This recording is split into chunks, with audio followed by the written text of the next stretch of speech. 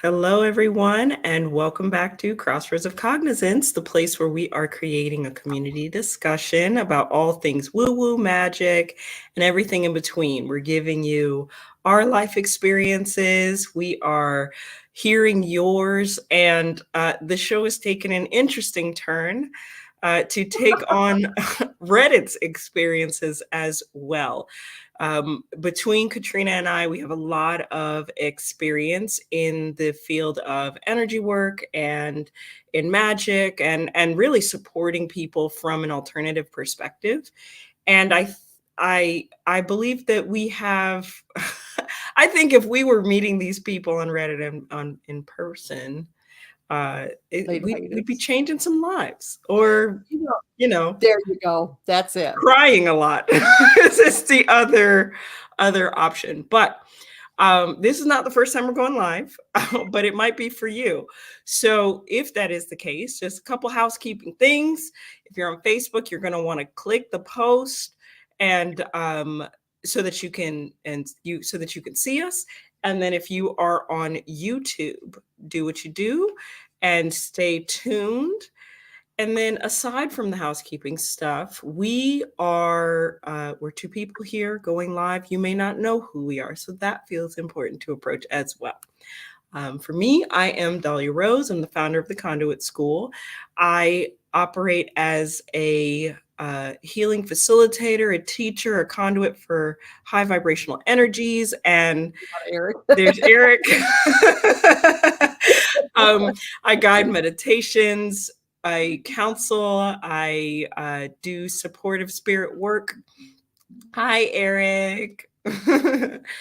And I really just support people in the energetic capacities that I am able. But that's who I am. I'm not on the show by myself. I'm one of the people that Dahlia does support, actually.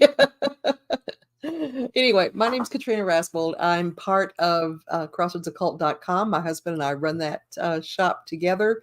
And like he just brought in today's load of candles to burn for folks. I do spell work for people and have for a really long time. I also do folk healing and by remote and readings by remote. I'm a published author and I'm the editor of Green Egg Magazine. And if you go to katrinarasbold.com, you'll see just everything that I do because I just redid my website.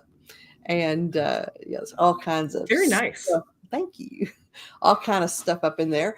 So I'm just hi, welcome. So I'm just a kind of everyday witch kind of person. And I'm retired from the world out there. So this is, we used to run a shop. That was our full time job. And now I'm at home and this is my almost full time job now that I'm all retired and everything. So that's what I do. And one of the fun things I get to do is I get to take my bestie, my dear friend Dahlia, and kind of tie a rope around her waist and throw her out into the bog of eternal shit that is Reddit. And she mines for these little nuggets that we get to talk about. And you know what? I got to be honest. We try so hard to be nice. It's our job and our capacity as healers to be compassionate, to hold space, and we do that for our paying customers. but if you're on Reddit throwing your spiritual stuff out there, we're gonna talk about you, and so that's what we do. We talk about people on Reddit. We should rebrand. So today's topic is something that Katrina and I might have mildly covered in other broadcasts, especially because it's one we frequently see as we support other people. Frequently see, frequently hear. Shamefully, I have uttered these words. Sure, me too. Yeah. But I think it's something that we all go through, but it felt pertinent to create a distinction. Anyway, I'm going to stop fluffing around it and get right to the nitty gritty. So as Katrina threw me into the bog, I found a post and it reads as follows. I feel so alone right now and somewhat lonely. I know the universe is forcing me to be alone, so I work on myself more deeply. And I somewhat want to be alone, but at the same time, I feel that I don't want to be truly alone because that feels uncomfortable. I know that's where I need to go. Nonetheless, I have no one right now, not even to talk about this whole spiritual thing. And then it seems like the person's sort of playing at some sarcasm here. So they say, poor me, cry, cry, sarcasm, laying in my room and staring at the ceiling. So when I saw this post, I was like, oh yeah, I remember being in a position where I felt like I needed to be alone for whatever reasons. I mean, if you look at some of the masters, some of the, gurus from way back in the day, they would take this journey, this venture into the mountains on the mountainside and disappear for a period of time. Then there were, I mean, even biblically, Jesus did it, and then in indigenous cultures, there may be things like vision quests that happen where they're supposed to take a period of solitude so that they can gain wisdom, gain insight, and I feel like it's an opportunity to get closer to themselves, but that doesn't present itself as so obvious in the way that this person is describing. And for me, I believe that when our spiritual journeys start, they go through different checkpoints. So the first checkpoint is, oh my God, I found this thing and it's amazing. It's helping me balance out my life. I feel great. I feel connected. I'm seeing the angel numbers. The birds are hitting my window to tell me about the signs I need to see and hear. And then there's level 2, which is I need to tell everybody. And sometimes level 2 and level 1 overlap. And level 2 is I need to tell everybody. I'm going to get everybody on board with this. People must know. And then level 2 is a rude awakening for how many people don't care, don't want to know because they're held very tightly to their own belief system, or they think you're crazy or whatever. And so level 2 quickly turns into a period of isolation because you get exhausted from hearing about how people don't believe you or they try to disprove you or invalidate your experience. And it can be exhausting. And there are not, at least when I started, there were not a lot of mainstream groups. I feel like that may be different now, but there weren't a lot of mainstream groups that were like, hey, if you are having these experiences, come talk to like-minded community and we'll get this all together. So that's where I feel like this person is, and we don't know, right? So I'm speculating that they're at that point where they tried to talk to people and it wasn't going well. Or another aspect of that level is depression, as you realize how shitty the world is. And sometimes you self isolate just because people are a lot to process, and you may start feeling their own traumas and such. There is a level after this, and it's one where you start to come sort of out of your cocoon and recognize that everybody's on their own level, path, and journey, and you don't have to change. You're not out there trying to convert anybody.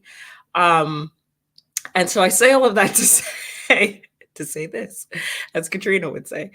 I feel like this person is at that stage, but one thing that's clear in their isolation and what we would see of, say, like masters and gurus and things like that, is there is a clear goal and trajectory with the masters. Like they have a moment where they're like, something is going to hit me and that'll be the end of this.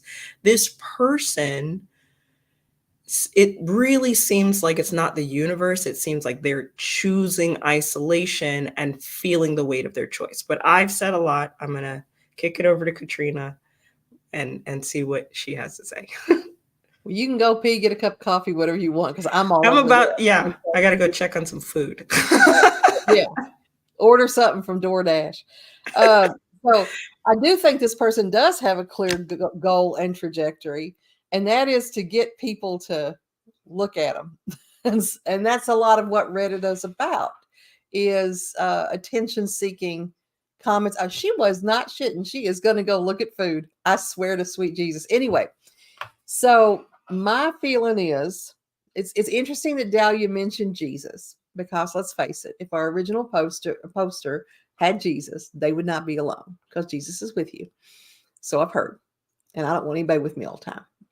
Anyway, here's my thought. Now, for one thing, I don't know if you're keeping track or not, or if you looked at the numbers, but this is our 99th episode. Next time is our 100th episode. So we probably are going to backtrack a little bit here and there and mention things we've mentioned before, just because of cycles and how they work. This kind of relates in a way to what we were talking about last week with our comment that people learn through discomfort and growth occurs through discomfort. And one of the things this original poster said was, this is not comfortable. And as soon as that happened, the mother in me set out with, oh, wah, oh, you're not comfortable. I'm so sorry. And there's this sense that you should be comfortable with spiritual evolution. When we think of spiritual evolvement or evolving, we think of it as being this thing where we're going to just glow brighter and brighter and get later and later. And spiritual evolution is hard work, and it's thankless work sometimes, because you don't always get the reward right away. When Dahlia was talking about the levels, all I could think of when she was going through the different levels were the stages of grief, because that's kind of what it sounded like. And our poster is at the acceptance level right now, and isn't willing to accept. Now, that being said, this sounds really, I don't know, I guess it's too simplifying of things, but 99% of the issues that Dahlia and I work with people about are a refusal to surrender. Now, a refusal to surrender can be a wonderful thing. It can move you forward, that you are not willing to stay where you are and you're going to fight for what you want. That's great. But man, when you are fighting every little turn that comes to you and treating life and your spiritual evolution as a battle that you've got to win, you lost the battle. Sometimes just stepping back and surrendering is the way to go. So yeah, this person has a clear goal and trajectory, and that is to get people to respond to them. I mean, why do we make posts? We make posts to get comments and to have responses. One of the hardest lessons of spirituality, I think, and of life in general, is when you get, and now this is real hard, and I see, I've got 6 kids that I've launched out into the world that are now adults, and some of them are like old adults, like 40s. And I'm not talking about teenagers here, but with each of them, I could see this point of awareness that happens that's really hard in the transition from being a child or a teenager to being a fully functioning adult. And I'm going to party off of what Bram is saying right here. And that is that point when you hit that it's not all about you. Everything that happens to you even isn't all about you. And so Bram is correct that this sounds like a very young person who's used to having a lot of attention or a lot of people on them, and suddenly they don't. And as always with Reddit, there's a lot of stuff here we don't know. Right. And the age of that person is one of them. We also don't know their situation that could be driving them to feel lonely. And that's the key point, after all of that mess I just told you, that I'm going to focus on for my position. And that is, do you feel alone because, I don't know, your mom died 4 years ago, your dad died 3 years ago, and you and your sibling just kind of drifted apart, and now you feel lonely after having a really close family? That would be reasonable. That would be, again, a stage of grief and resolution and figuring out who you are, and that could feel very lonely. Do you feel lonely because your partner just left you for somebody else? and your friends don't want to make eye contact in case it's contagious. That could be another, sure, that's a tough thing you're going through. But here's what I'm going to say, and this isn't nice, and this isn't compassionate, which I know it comes a big surprise to y'all that I might not be that sometimes, but here you go. I think what happens a lot of the time, y'all, give me an amen on this, is that there are people who are sometimes purposely insightful, and I don't mean INSIGHT, I mean INCITING, that they poke the tiger, they pick fights, they create circumstances that are dramatic or uncomfortable for other people to be around in an attempt to get validity, in an attempt to get, or validation should be my word, in an attempt to get attention.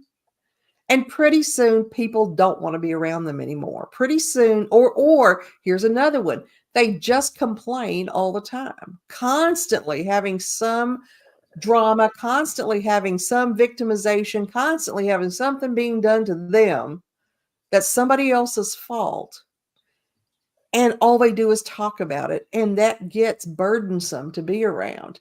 And so it makes me wonder if this is one of those people that drove everybody away from them with their behavior. And then they just sit and say, well, why doesn't anybody want to be around me? Oh, Deborah. Why doesn't anybody want to talk to me? Deborah, you are not talking about Joe. Surely you're not talking about Joe. Don't it, you PM me, girl. Anyway, because I love me some Joe, and I'll die on that hill, but I'll talk to you in private. Anyway, okay, fair. You live with him. I don't. I see him twice a year. Okay, so that's all right. It's easy to love somebody twice a year. So anyway, my point is that when you're with somebody that is challenging to be around and they expect everybody around them to be compassionate and endlessly patient and endlessly supportive, pretty soon those people end up alone, like this person is saying that they are. And then what do? Do they have this quiet, introspective epiphany where they're like, I wonder if it's me? Could it be me? Could I be the problem? No, they do not. You know what they do? They blame it on everybody else, and they go on Reddit and they bitch about it. Done. Okay. Well, no rebuttals to any of those things, of course. I don't think I refute anything that you really say. It's all wisdom. For me, I did think that this is, like I said, it's self-imposed in the direction that I went when I stepped back from that idea was, well, maybe this person is trying to heal some level of codependence that they have. They've gotten a reading where this is like a karmic problem that they have, and so it's better for them to be alone and something like that. Like that, I guess that's me trying to hope that they're taking this as an opportunity to really turn something around in their lives. This is my best offer of, oh, good job, keep doing that. But I to their comment of the universe wants me to be alone, I can't imagine in all of the infinite wisdom of the cosmos that you would be put in a position, so to Katrina's point that this person may be used to having people around them, if that is who you are and who you enjoy being, a level of acceptance is necessary, number one. And then two, to say that the universe would put you in a position to not be who you are seems strange to me. There is an amount of healing that can be done on your own. And I think it's something, again, that everybody kind of takes, like I said, when you get to that point where maybe it's the case that Katrina is making where you're exhausting or you're exhausted, but there is only so much healing you can do on your own. As social beings, we need other people to mirror for us where we are. I mean, I hate to say thank you for triggers sometimes, but sometimes you have to. It's like, oh snap, I thought I got over that, and you very much did not. So this post felt like it felt a little challenging, like, oh, the universe put me here. Maybe, right? We don't want to invalidate their truth. And there's a possibility that it is self-isolation, it is what's in their energy field that, like Katrina said, is off-putting. So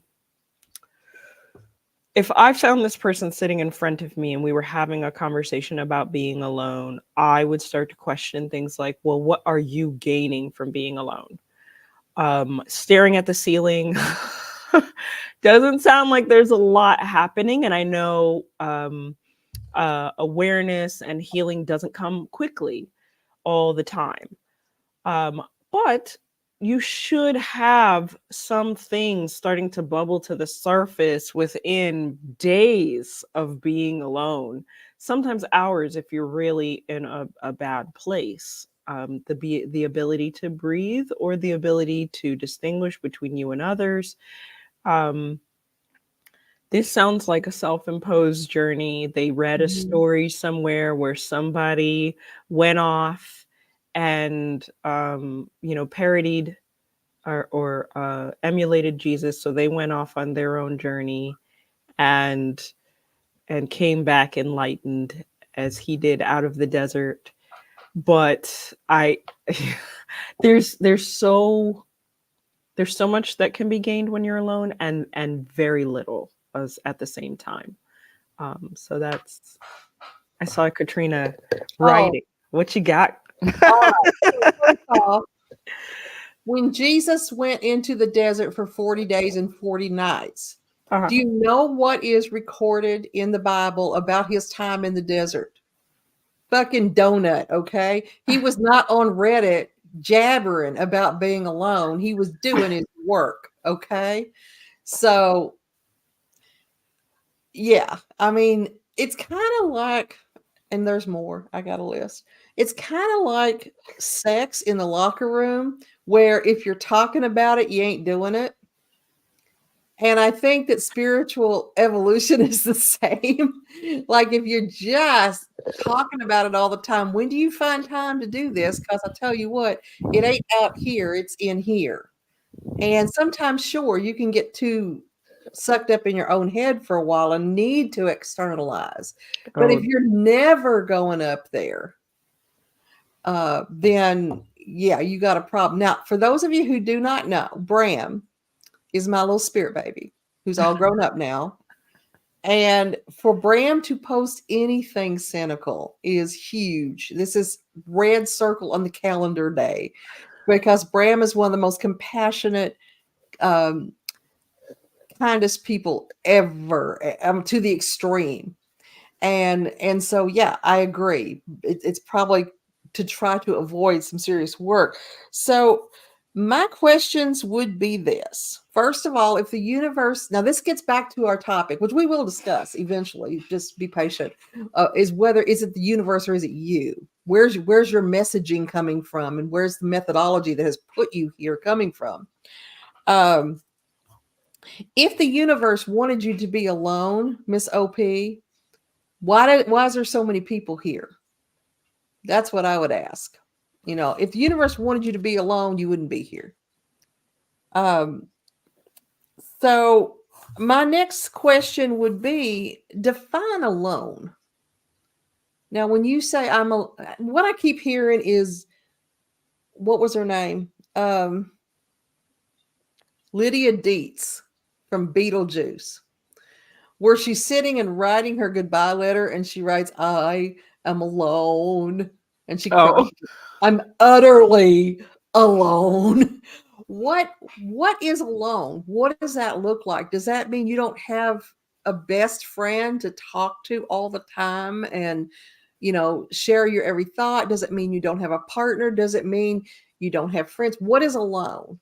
What does it mean? You're living in a house by yourself for the first time? Define alone to me, and let's work from there. And I do know people in my life that I'm close with who are very lonely. I know people that have looked for a partner for years and just want a partner to share their life with, and they just aren't getting the click with anybody. And sometimes that can cause you to feel like you're alone in all ways. So what does alone look like? And I think sometimes the real failure that we hit when we hit a block where we just can't get around the obstacle, it's because we are married to the idea of how we think things ought to be, to the point that we ignore how things are. And that is also a form of surrender, in the sense that, okay, it's like a denial, another stage of grief, denial, where you're just refusing to accept that this is where things are, and how do you manage that? What do you do next? Now, in terms of, now that's when I'm working with somebody counseling, one of the hardest things is getting to them to really see and understand their current position. They get so consumed by where they want to be or where they've been, what traumas led them to this place, or what this person did, or that person did, or this person did, that, or they're so busy with, if I could just lose weight, if I could just find a partner, if I could just make more money. They're either in the past or they're in the future, and they don't have any solid concept of their current position. And they don't have a solid concept of their position relative to the rest of the world. And so getting them to really get present and get grounded in where they are is the first step to moving them toward a desirable outcome that they're looking for. Because if they don't know where they are, you don't know how to map a course to get them to where they want to be. And you don't even know if it's feasible. I mean, sometimes you can't get there from here. So it sounds like, this person didn't provide a lot of information that's really key to figuring out how to help them. Now, this is a plea for something. You don't just put this out there without anticipating some sort of response, especially on Reddit. And so I've got to go with what Bram was saying again, of it sounds like a young person who just wants their voice to be heard rather than looking for any type of actionable solutions. And we all learn that critical question when somebody you care about is venting. Well, do you want solutions, or do you just want to be heard? And those are two different ways to hold space for people. That, you need to know what hat you're wearing when you're working with somebody like that. Sometimes they don't want you to come up with solutions. They want you to just hold space and let them sort things out, be like a sounding board. So yeah, I would ask, well, it seems like you have an idea of how things ought to be. You might have established how things ought to be from how things have been so far, which is reasonable, or what you see other people experiencing, also reasonable, or how you've seen in TVs and movies, you think things could be totally unreasonable. So I see this a lot with people that are newly married, and they have their first argument with this person and they think they're getting divorced right now. That's a good we didn't argue the whole time we were dating. What is this? Living. Right. It's sharing space. It's sharing a life, and how complicated and nuanced that gets. But they catastrophize it because this didn't happen before, and now this is happening, so this must be terrible. And when something is different than it always was, we do respond, we do react, because we like patterns. And when the other side of that, convexly, is that when something happens that's really bad that happened to us before, we hate patterns. So sometimes it's triggering something. Maybe this person felt abandoned at some time in their formative years, and so being alone is really triggering for them. So I think there is no litmus to say, really, is it the universe causing something, or are your actions causing something? And the reason for that is how closely hand in hand that all works. Sometimes we are causing something to happen in our life that's disruptive or upsetting.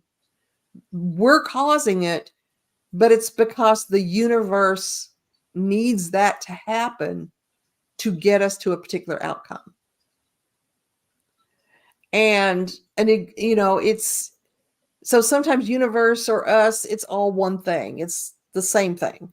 But other times it's a matter of, no, this is genuinely an outcome based on cause and effect. It's based on things you did. And that's not necessarily universal flow. That's just science. And again, universal flow and science aren't divorced from one another, but still, I mean, when we experience something weird, it's normal to question. It's normal to ask, man, just I keep getting shoved down this road I don't want to go down. Is it real or is it Memorex? What's happening? And that's a weird place to be. And there's not always a solid answer. Now, that being said, I'll say that readings can help with that because they cut away the emotional bullshit.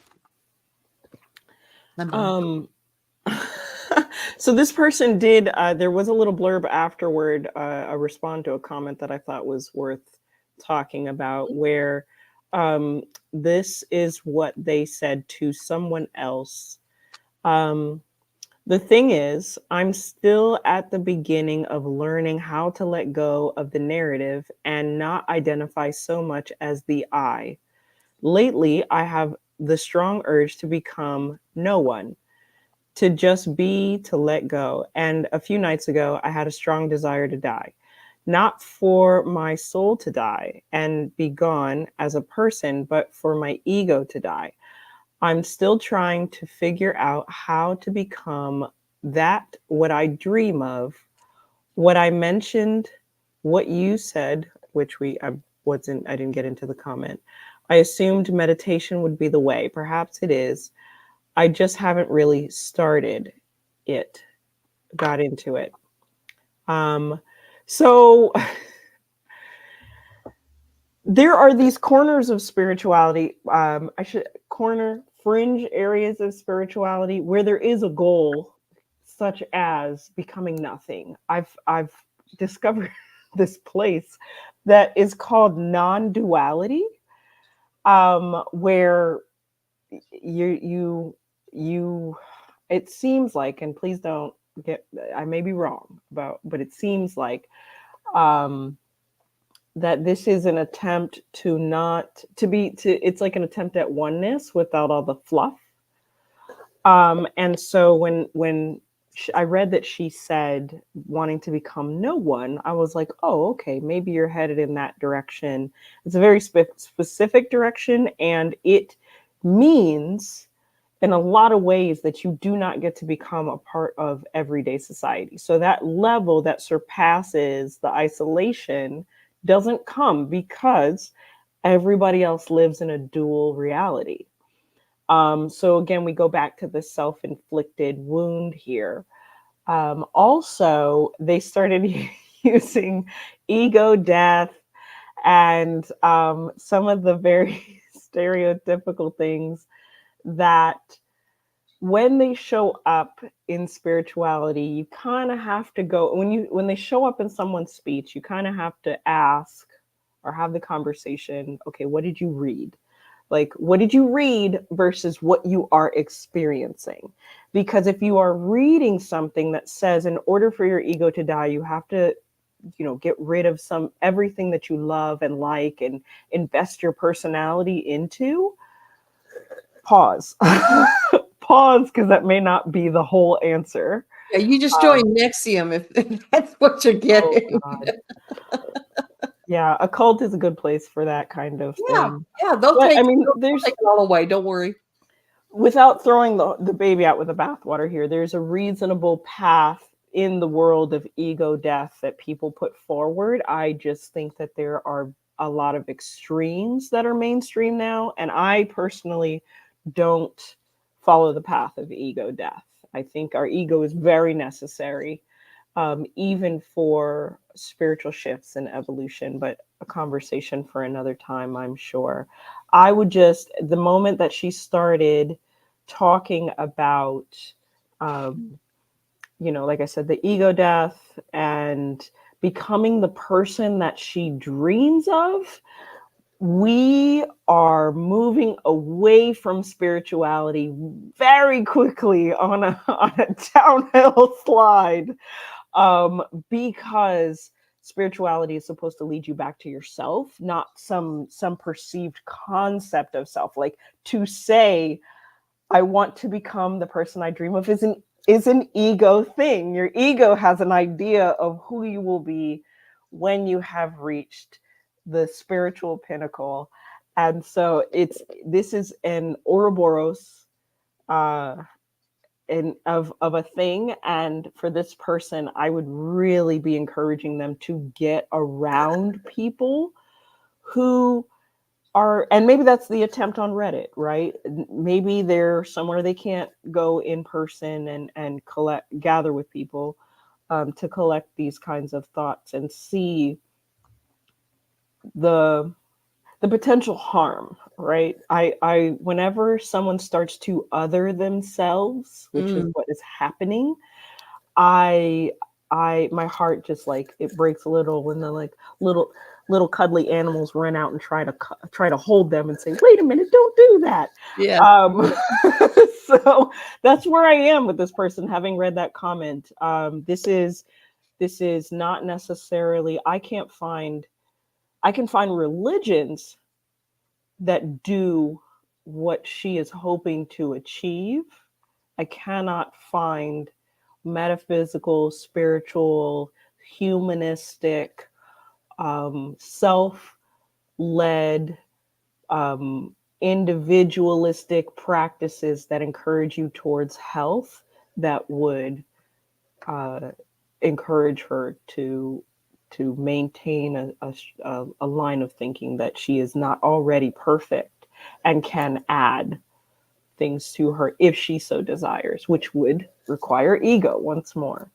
So That's the trap. that's what I have. I will never actualize. Okay, I'm just going to put that out there right now, and there's reasons for that. One is I have a natural resistance to people that say and do things and believe things that hold up the idea of, I am so much more spiritual than you are.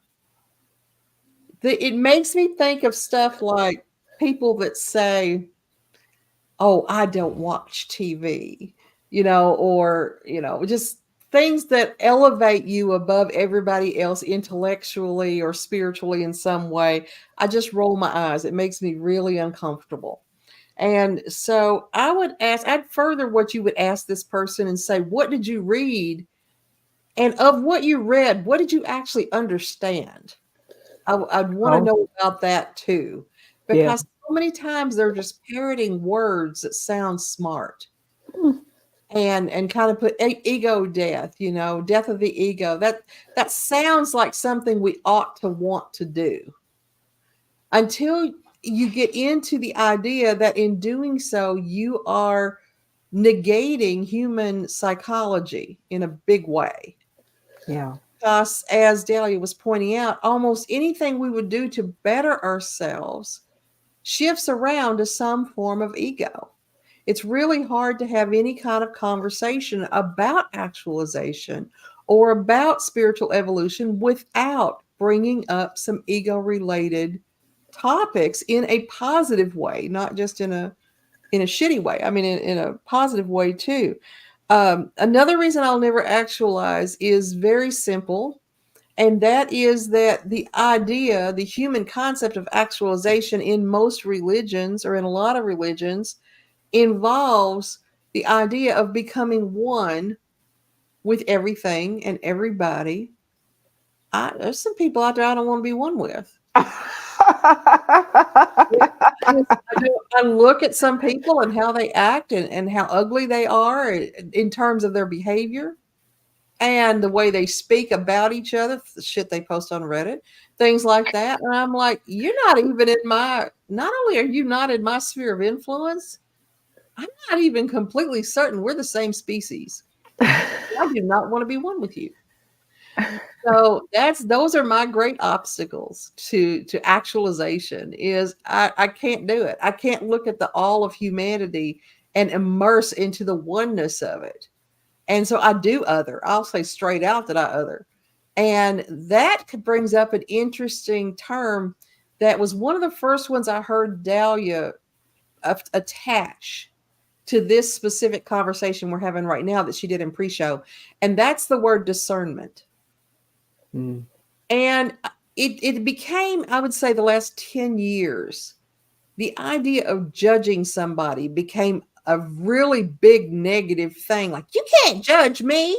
Or people up in there trying to be judging me and acting like they know me. They know what I do, or they know who I am. You don't know who I am, and I always turn into a Southern person even more so when I do that, because that's the whole entirety of my upbringing. Not the Southern, but the othering, without the S. But I just see this whole thing of being judgmental as being a problem. People are always acting like it's a problem that you judge others. It's a problem that you're judgy. And that's part of staying alive, is the ability to judge the motives, the intentions of other people. And part of how you are defined in this world is based on the company you keep. Jesus accepted. Jesus was out there with everybody. Bless Jesus' heart. I get it. And my husband will socialize with everybody, just like you're his best friend. He meets people where they are. He is well versed enough that he can. Yeah, right, exactly, Bram. I don't know you, but Eric is very good at that, which is why he was the face of Crossroads, and I was the witch in the cave you had to have an appointment to see. But I'm just, that doesn't work for me. I found that my degree of discernment, my accent's always there, Heidi Jesus, come on. My accent is not there when I'm uncomfortable. That's the aberration, is not having the accent, okay? Anyway, I've had so many people in the last year, oh, your accent's back. No, my accent never left. Right. Your stress level is down. I was uncomfortable with you. And when I was at work, I was uncomfortable with everybody pretty much. So anyway, my point is, I've got a point, is that I feel discernment is an important part of the energy that we keep around us. And choosing to say, I would rather be alone than have that energy around me is a really strong position. But guess what else it is? It is a position of ego. But it's also a position of self-protection. Deciding that I don't want to be around my abusive mother at Thanksgiving, so I'm going to stay home and have, jelly turkey, is a position of ego, but it's also a position of self-preservation. So anything we do pretty much that's positive for our life development is ego-based. So I have trouble seeing how we separate ourselves out from ego and still progress in the world and progress in our spirituality.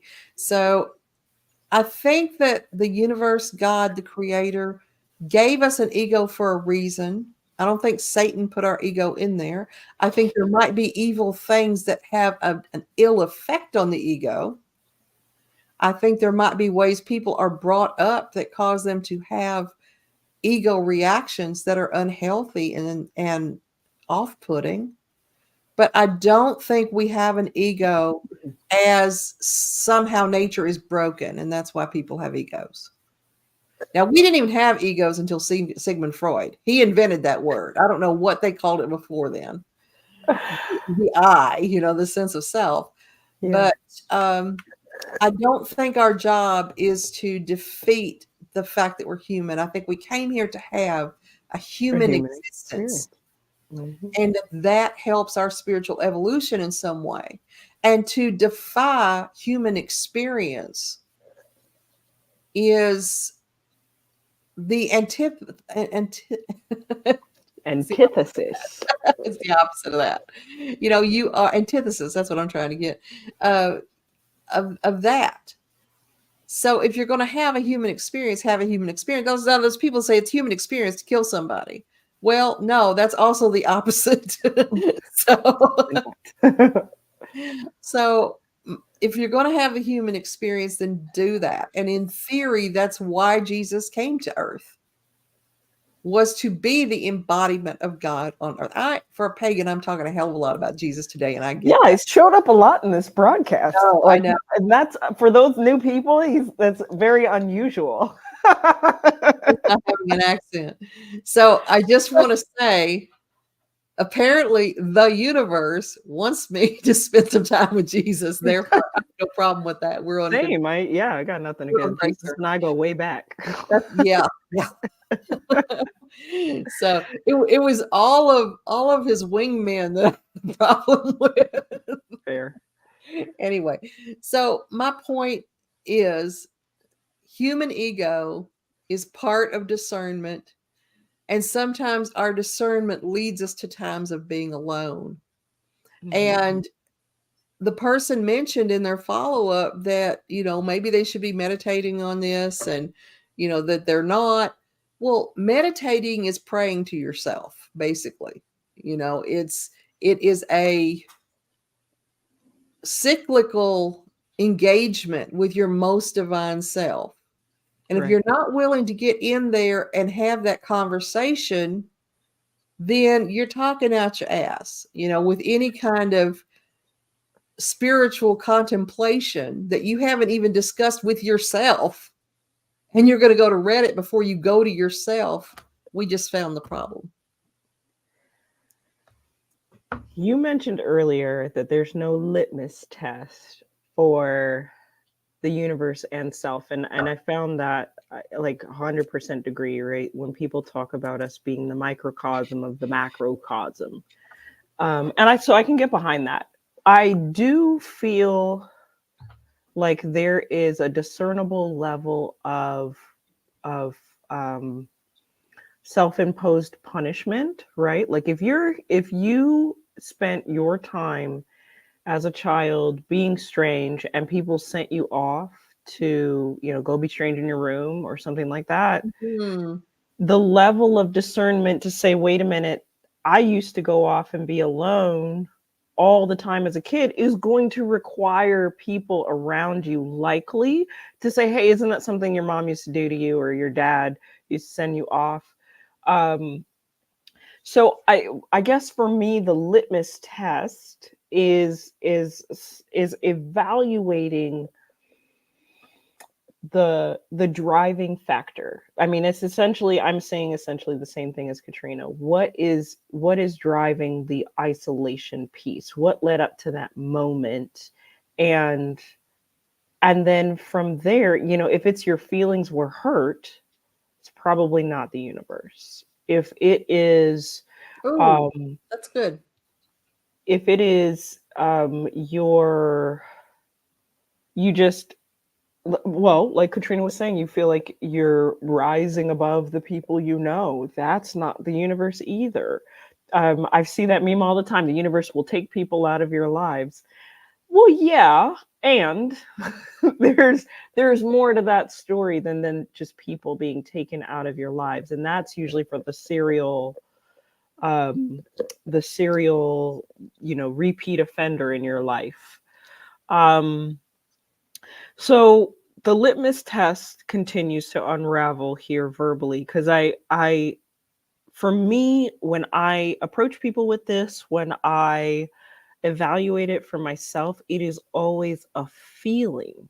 And that is hard to put into English words, let alone human expression. It is if I was to attempt it, it is not a need to isolate, but a need to reconnect in a way that I start to feel more of myself. Um, I feel connected to the tissues in my body. Um, I, I'm less foggy. I'm more clear. And then I start trying to run towards that feeling, which may mean that where I would normally invest my energy does not get the same amount of value for me. Um, so to me, that's the test. That is the universe saying, "Hey, wait a minute. You know, you've spent a decade or more with everything outside of you. Won't you take a moment, sit down, and be in yourself, as opposed to looking for validation everywhere but." And in those processes, one thing I did have to learn, so there's the litmus test, and then what you kind of have to learn in that event is that it's not going to look the same as everybody else. So, you know, for me, my version of isolation might be in the bathroom away from the kids for a little while, and it's not going to be so all consuming where everyone is shut out. It may be periods of time where, you know, the text messages are left on you know, unread or read, or whatever the case is. So along with discerning, is this me, is it the universe, and there's no problem with either. You have to learn that your journey is going to look like uniquely yours. It's not going to look like the authors in the book. It's not going to look like the person who is talking about their NDE, that after they had their near-death experience, they had to go off and be alone for a little while. There's a reason those things took place. I would say at taking on this post, more than anything, I invite people to um, be conscientious about their choice. Whether you are following the universe, whether you are following yourself, do so conscientiously, because there's so much that other people, just in being in your presence, can teach you about yourself. That is so important. I mean, you literally get to say person to person, who am I with this person, and what is the depth of which I'm willing to go. There's going to be that person in your life who shows you the depth of your love, and it may not be romantic. It may be a friend, it may be a child. Oh my gosh, my 6-year-old, I did not know what kind of parent I could be until I had the second one. And I'm different with each of them. And I know that's probably not a popular opinion, but they both have different needs. And I get to explore who I am with each of them. And I wouldn't trade that for the world. Is that the universe? I don't think so. But we are so multifaceted that I just don't think it's one way of being, and we're only going to figure that out alone. So that's what I have. agree. Yeah. Like, When you were talking about the micro and macro universe, I always think of a hologram when I think of that. And it's always been a really comfortable analogy for me, because when you break down a hologram, each individual segment that makes that hologram has an image in it of that hologram. So it's a tiny little duplicate of the big hologram. And right. so I see us as being microcosms of a macrocosmic universe, that the universe is in here. We are a reflection and a smaller version of that universe.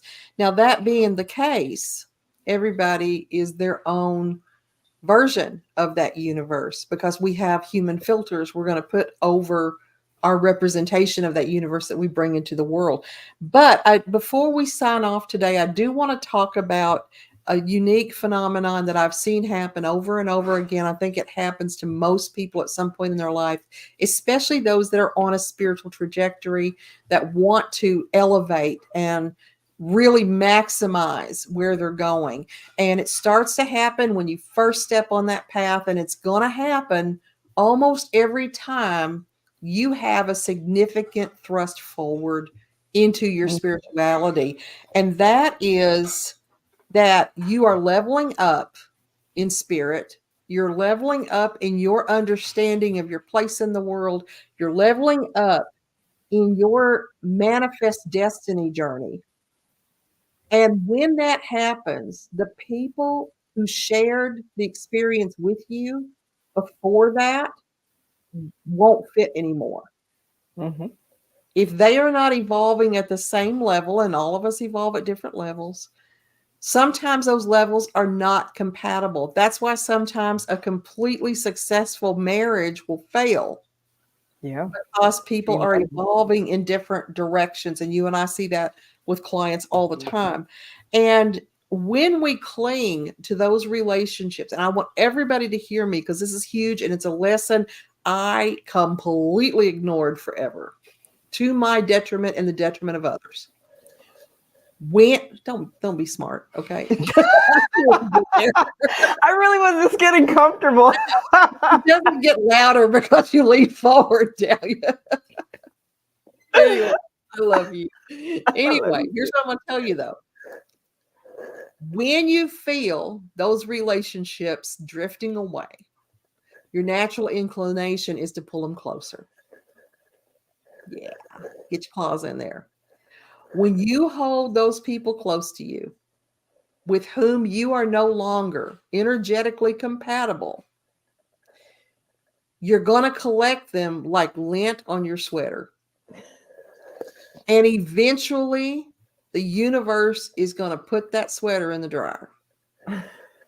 There comes a time in most people where there's this huge shakedown where all of a sudden people are leaving their life right and left. Somebody gets a job someplace else. Somebody, you have an argument with somebody over something stupid and they're gone. Or somebody gets married and moves away. I mean, there's just this thing happens. It's like life shakes the etch-a-sketch of all of your associations. And the people that didn't fit anymore go away. And the more you try to cling, the harder it is until it gets ugly. And that's why it's so important that we do two things. And that is, when somebody's in your life and you feel good about them and you enjoy having them there, engage and enjoy that moment fully. Be close with them. Sit with them. Don't be thinking about what you got to do when you get home. Don't be thinking about what your kids said to you yesterday. Be in that moment with that person you love and care about. Be present. Enjoy it. But then, when the time comes that you can feel the ways parting, release them with love and open arms and see what happens. You got to do that. Be in the moment, be engaged, and then release. Now, there is a litmus for this. There is a litmus for whether or not somebody should be in your life. Children are excluded because we got to keep them around. What? I know. Well, in theory, I mean, there's recourse, but I mean, the idea is, here's the question you ask yourself. How do I feel about who I am when I'm with that person? Do I like who I am when I'm with that person? And how do you feel when you walk away from that person? Do you feel like, wow, that was a really wonderful experience? I enjoyed talking to them. Or do you feel tired and drained and used and just depleted? What are you feeling when if you're fully engaging that person, like I told you to, what are you feeling when you do that and when you walk away? And those are so important for every relationship in your life. And I'm talking about your boss. I'm talking about your coworker. I'm talking about your mama. I'm talking about your best friend that you've had since kindergarten. I'm talking about every interpersonal relationship in your life. How do you feel when you leave an experience with them, and how do you feel when you're in the moment with them, and how do you feel about who you are in those moments? And that's your answer right there. I don't think there's anything else to be said on that note. To be able to combine those questions with evaluating, what's driving isolatory behavior, I think you'd be, dare I say, bulletproof in spirituality. But keep your ego. That's all 100% ego, because it's I. How do I feel? What do I think? How am I processing? Am I engaged? Right. So on that note, guys, you have some things to consider. Definitely worth the rewatch. I mean, they all are. If nothing else, to see our amazing faces. See the little ego plug there. We definitely love that you were here and spent time. Thank you to those of you who commented and shared in this time with us. I will be back in the bog of Reddit next week. And feel free to, like, if you guys are regular excavators, send us something, see what happens. You can reach most of us, either of us, by email or messenger on something. So would love to hear that, see that, and see where it goes. And as you can see, if you want to even share your stories anonymously, we can do that and tackle that on the show. But in any case, we love you. Keep those comments coming. We will see you next time on Crossroads of Cognizance. Bye, y'all.